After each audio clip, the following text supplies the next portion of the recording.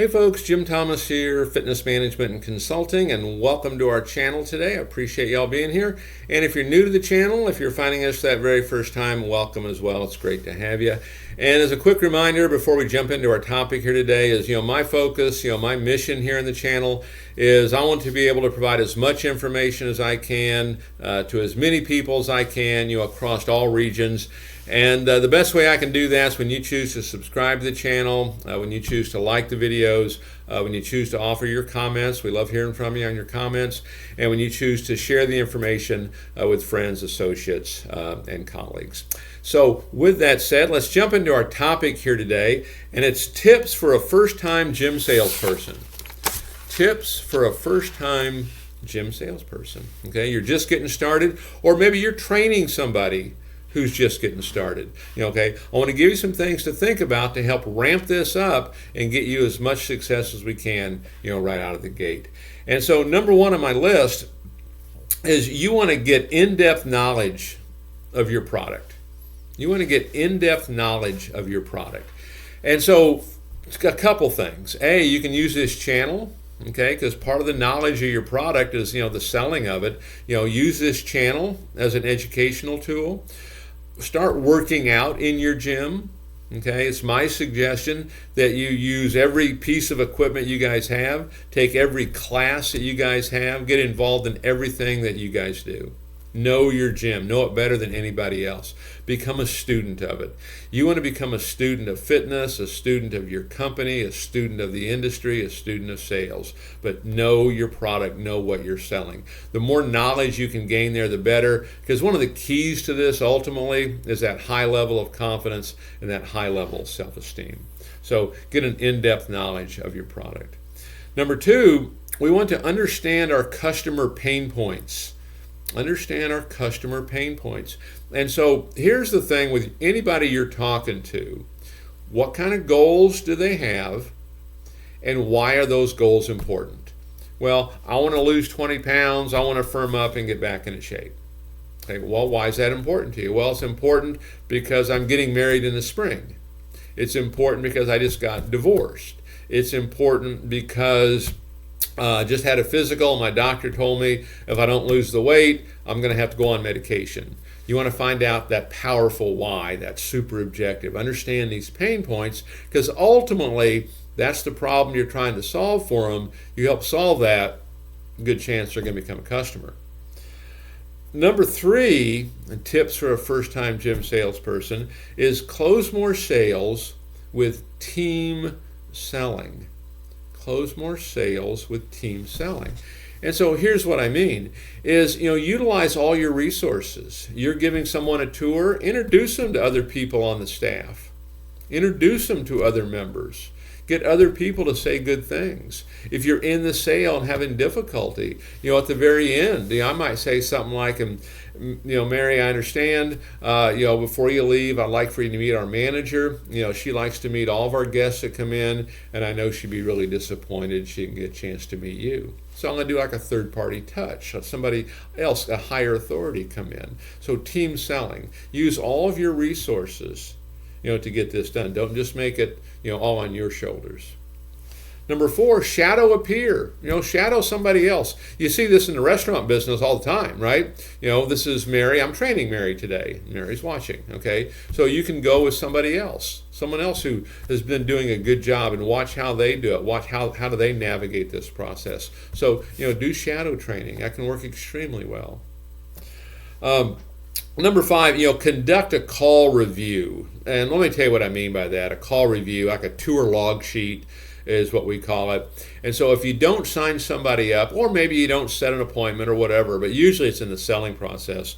If you don't sign them up, we use a tour log sheet, whereas we'll ask us a bunch of questions, because what we want to basically understand is, why didn't that person sign up? And we can't make it about them.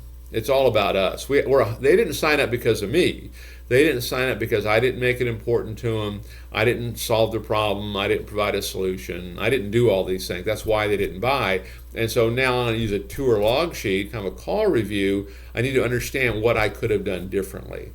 Okay, if that same person, in a sense, came in again, how would I handle it differently? Because if we don't get that figured out, we're going to keep making that same mistake over and over. So we're going to do a call review.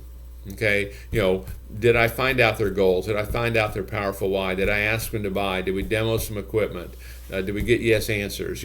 Whatever it is that we're particularly looking for, did those things get done? But use that tour log sheet. And matter of fact, if you're a channel member, I believe we have that in there, the tour log sheet. You can grab that. So if you're looking for that kind of thing, and other forums, feel free to join the channel, to get additional information like that. Number 6. On tips for a first-time gym salesperson: practice, practice, practice, practice, practice. Okay, I'll give you an example. This is when I first started, and as I shared this on other videos, I struggled mightily. And I'll never forget, I was at a table one time with a bunch of the sales team, and in retrospect, they weren't as good as I thought they were at the time. But I was talking about how I was tired of being dead last out of 4 clubs, and somebody said, "Jim, are you serious?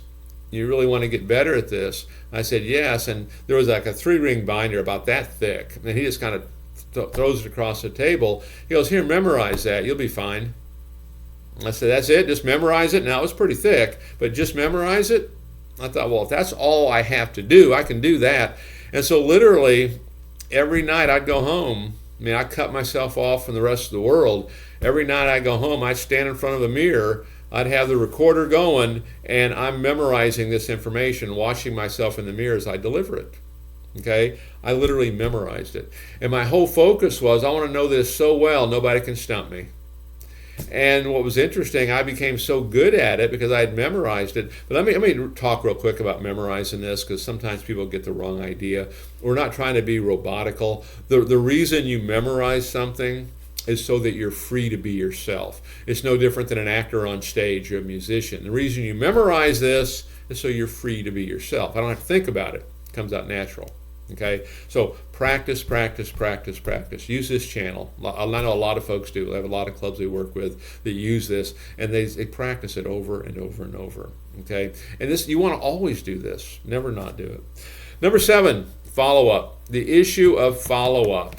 Okay? I would venture to say maybe the biggest problem, or certainly one of them, one of the biggest problems in the industry is we don't follow up. Because I know clubs that we get involved with that don't have good follow-up, and we help provide that, they can see a 20% increase in business, okay, with leads they've already bought. So from an ownership standpoint, it's terrific. And what you want to remember, as this new salesperson doing follow-up, every call, email, text, however we're doing it, but don't forget the phone calls, is always provide value. Always, always, always provide value. Okay? We want to nurture the customer, we want to help maintain interest, maintain desire. We want to bring them through this whole cold to sold process.